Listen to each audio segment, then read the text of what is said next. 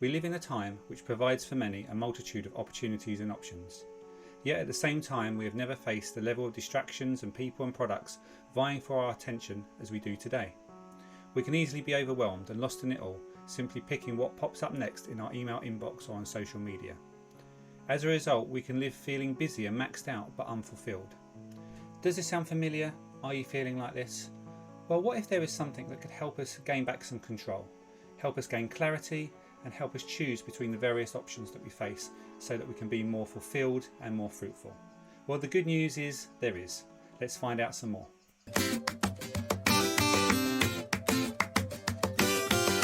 Hey friends, and welcome back to the channel that helps you to be more and do less. I believe in order to live a fruitful life, you need a balance between three things: your call in terms of your purpose, your care in terms of looking after yourself, and your creativity in terms of what you do and what you produce. Now, in previous videos I've looked at our creativity and our care. Links will come up so you can have a look at those. But today I'm going to be looking at our call, our purpose in life, and looking at three things: why it's important to have a clear call and purpose, what it is and what it can look like, and how we form our call and understand our care. It's going to be quite a short and concise video, just giving an overview this time, but I'm looking to produce further resources, so if you're interested in those, please register for them in the description below.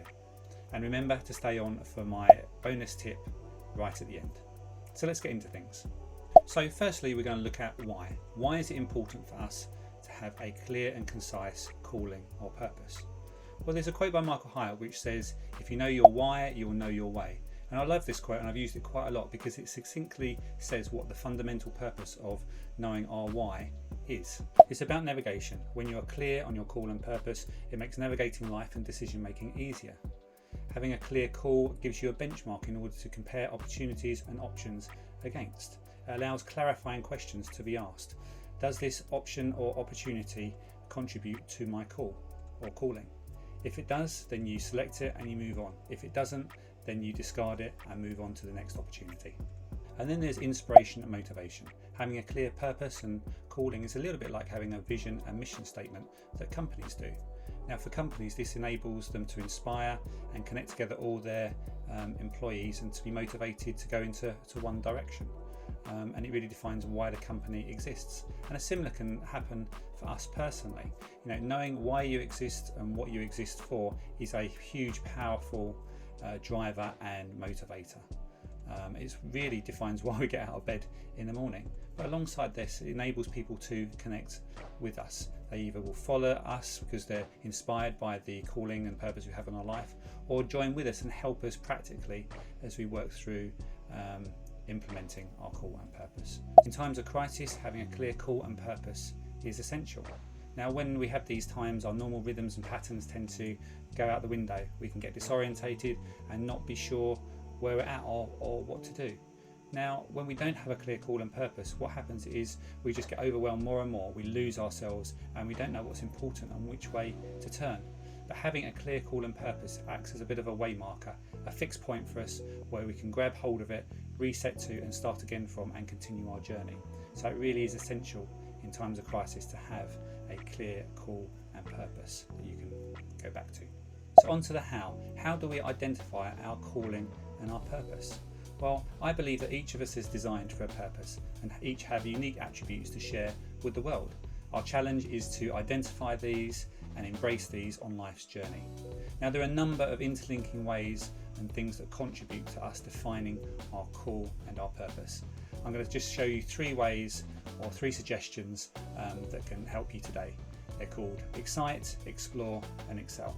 My first suggestion is Excite, which is simply what excites you, what brings you joy, and what makes you come alive. Now, we can live in a world where our culture, our upbringing, the expectations around us can distract us, can knock us off course in terms of what excites us. We feel we have to do what we're told to do rather than what we really feel we want to do. Now, the simplest thing to counteract this is to ask you what excites you, what brings a smile to your face. And a way of understanding this in yourself is maybe to journal and over a period of a couple months, note down what has brought a smile to your face, what has excited you, what has made you come alive Note that in your journal and then reflect and have a look at that. Look at what activities and things have been involved, and that's a good starting point to help you identify your calling and purpose. My next suggestion is to explore. Finding your call and purpose will require exploration and trying things out. It's very unlikely from day one that you'll have a really defined and focused call and purpose. Identifying and especially focusing your call requires us to learn from our mistakes, say yes to odd opportunities, to interact with others, to test ourselves. And there's a useful phrase that we can keep in mind for this, which is it's easier to steer a moving ship than one that's sitting in the docks.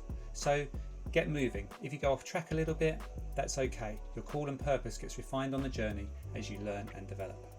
Thirdly, you need to look at what you excel at, what you are gifted in, what your innate strengths are. And to a certain degree, linking to my previous point, this will come out as we go on the journey. As we try things out, we will develop our expertise and skills. But what I'm really focusing on here is what comes naturally to you, what you see as your strengths, what when you're carrying them out becomes effortless to you. You just think that's really easy. If you're not sure what you excel at, then why not speak to close friends or work colleagues and just ask them what they see in you, what they see as your major gifts and contribution into things are. And hopefully this, along with the other points that I've outlined, will help you identify your call and purpose. So what could this look like? When we're talking about our call and our purpose in life, it's important that we ground it with examples so we can see what it looks like in practice. So I'm going to give you 3 examples, one from a faith point of view, one from a business point of view, and one for me personally. And hopefully with these lenses in place, you can see what a call or purpose looks like and how it could relate to yourself. So firstly, in terms of a faith, if you have a faith, then this is going to have a big influence on your calling. It should provide a fundamental or first layer to build on. So as a Christian, for example, I am called to firstly love the Lord your God with all your heart and with all your soul and with all your mind and with all your strength, and secondly to love your neighbour as yourself. So that's from the Bible, and therefore that should be a focus for my life, one of the layers in terms of my call and purpose. Now if you don't have a faith, then it would be more things like values or what you value that would be a similar lens to look through. So in terms of business, while this example is quite different to a faith example, as I mentioned earlier, call and purpose are very similar to vision and mission. So let's take a vision statement from a well-known retailer, Amazon, and have a look at this.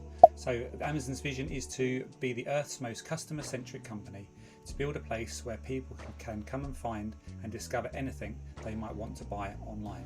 Now whether you agree or disagree in terms of how far they're achieving it, this is a really clear and defined vision. It shows what they're aiming for and what they're looking to achieve. So again, it's a good example just to crystallise what a call and purpose can look like.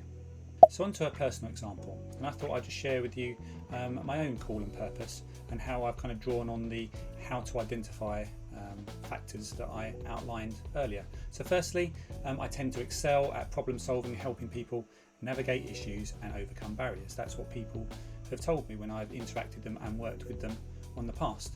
My strengths include I'm quite disciplined, I enjoy routine and structure, I like helping people work together, recognise and cultivating people's potential, and looking ahead and aspiring to what could be.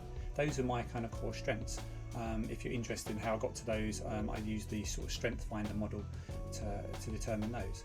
And what gives me, I suppose, fulfillment and what brings me alive is that to see other people succeeding in life and outworking their gifts to the full effect.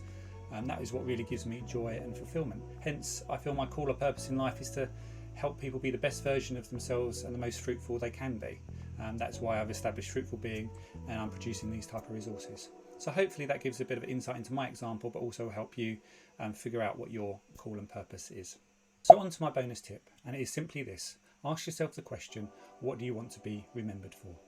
Now asking the right question is a powerful thing to do, and I found this question really does help frame and focus the whole idea of what our call and purpose is.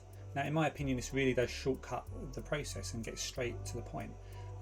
So ask yourself this question and then perhaps write down your stream of consciousness that results in terms of what you want to be remembered for.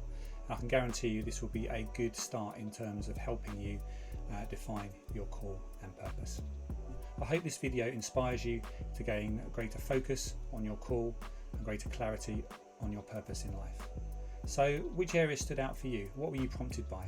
Use this learning circle tool to reflect and activate some action. The link's coming up now. If you don't act now, then you probably won't do, so please act now.